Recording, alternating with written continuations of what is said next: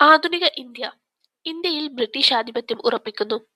പ്ലാസി യുദ്ധം 1757. കൊൽക്കത്തയിലെ black hole tragedy, ഇരുട്ടറ ദുരന്തം.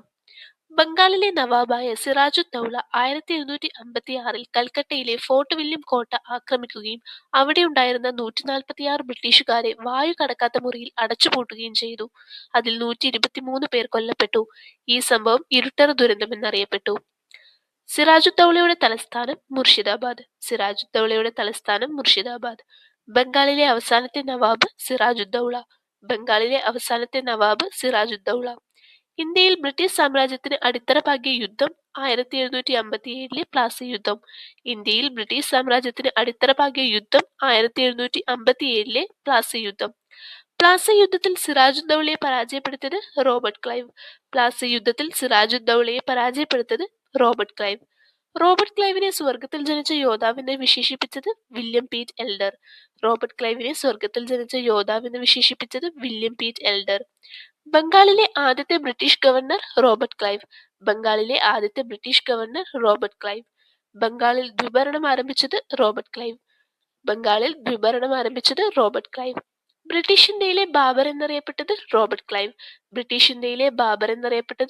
ക്ലൈവ്. ബംഗാളിലെ ദ്വിഭരണം അവസാനിപ്പിച്ചത് വാറൻ ഹേസ്റ്റിങ്സ്. റോബർട്ട് ക്ലൈവിന്റെ കുറുക്കൻ എന്നറിയപ്പെട്ടത് മിർ ജാഫർ. സിറാജുദ്ദൗളയുടെ സൈനിക തലവൻ മിർ ജാഫർ. സിറാജുദ്ദൗളയെ പരാജയപ്പെടുത്താൻ സഹായിച്ചതിനു പകരമായി ബ്രിട്ടീഷുകാർ ബംഗാൾ നവാബാക്കിയത് മിർ ജാഫറിനെ. യൂറോപ്പിലെ സപ്തവത്സര യുദ്ധം നടന്നത് 1756 മുതൽ 1763 വരെ. ഫ്രഞ്ചുകാരും ബ്രിട്ടീഷുകാരും തമ്മിൽ. ഈ യുദ്ധത്തോടെ ഇന്ത്യയിൽ ഫ്രഞ്ച് ആധിപത്യം ഇല്ലാതായി. ബക്സാർ യുദ്ധം 1764 ഒക്ടോബർ 22 നടന്നത്. ഇന്ത്യയുടെ ചരിത്രത്തിൽ വളരെ നിർണായകമായൊരു യുദ്ധമായിരുന്നു ഇത്. യുദ്ധത്തിൽ ഏറ്റുമുട്ടിയവർ ഇംഗ്ലീഷ് ഈസ്റ്റ് ഇന്ത്യ കമ്പനി. നേതൃത്വം നൽകിയത് ഹെക്ടർ മൺറോ. ഇന്ത്യൻ സഖ്യം: മിർ കാസിം, ബംഗാളിന്റെ മുൻ നവാബ്; ഷുജാഉദ്ദൗള, അവധ് നവാബ്; ഷാ ആലം II, മുഗൾ ചക്രവർത്തി. യുദ്ധസ്ഥലം: ബക്സാർ, ഇപ്പോഴത്തെ ബീഹാർ സംസ്ഥാനത്തിൽ ഗംഗാ നദീതീരത്ത്. ഫലം: ഇംഗ്ലീഷ് ഈസ്റ്റ് ഇന്ത്യ കമ്പനിയുടെ വിജയം. ഇന്ത്യയിൽ ബ്രിട്ടീഷ് ആധിപത്യത്തിന് ശക്തമായ അടിത്തറ പാകപ്പെട്ടു. പ്രാധാന്യം: പ്ലാസി യുദ്ധത്തേക്കാൾ കൂടുതൽ നിർണായകമായ വിജയമായിരുന്നു ഇത്. ബംഗാൾ, ബീഹാർ, ഒഡീഷ എന്നിവയിൽ ബ്രിട്ടീഷുകാർക്ക് സൈനികവും രാഷ്ട്രീയവുമായ ആധിപത്യമുണ്ടായി. 1765 അലഹബാദ് ഉടമ്പടി വഴി ബംഗാൾ, ബീഹാർ, ഒഡീഷ എന്നിവയുടെ ദിവാനി അവകാശം ബ്രിട്ടീഷുകാർക്ക് ലഭിച്ചു. മുഗൾ ചക്രവർത്തി ഷാ ആലം II ബ്രിട്ടീഷുകാർക്ക് ആശ്രിതനായി. 1857 വിപ്ലവം, first war of Indian independence. കാരണങ്ങൾ: 1857 വിപ്ലവം ഒരു കാരണം കൊണ്ട് മാത്രമല്ല, രാഷ്ട്രീയ, സാമ്പത്തിക, സാമൂഹികവും മതപരവും സൈനികപരവുമായ നിരവധി കാരണങ്ങളുടെ സംയോജനമായിരുന്നു. 1. രാഷ്ട്രീയ കാരണങ്ങൾ.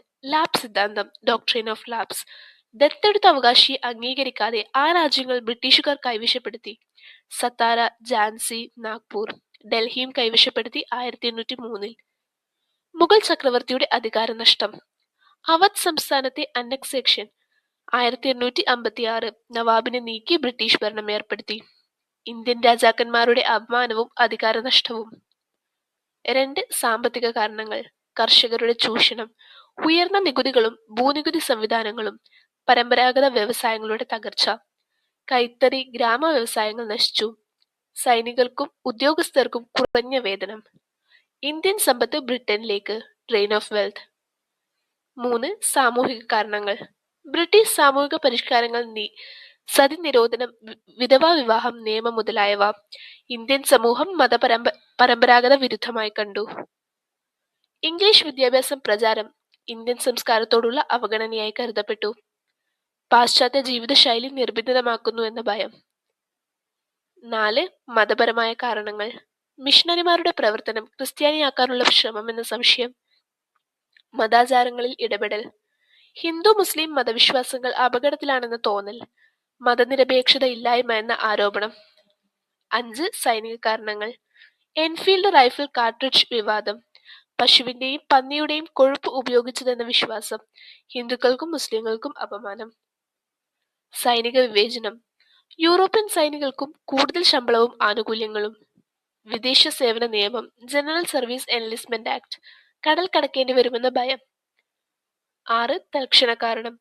മംഗൾ പാണ്ഡെയുടെ നേതൃത്വത്തിലുണ്ടായ കലാപം. 1857 ബരക്പൂർ. Thank you.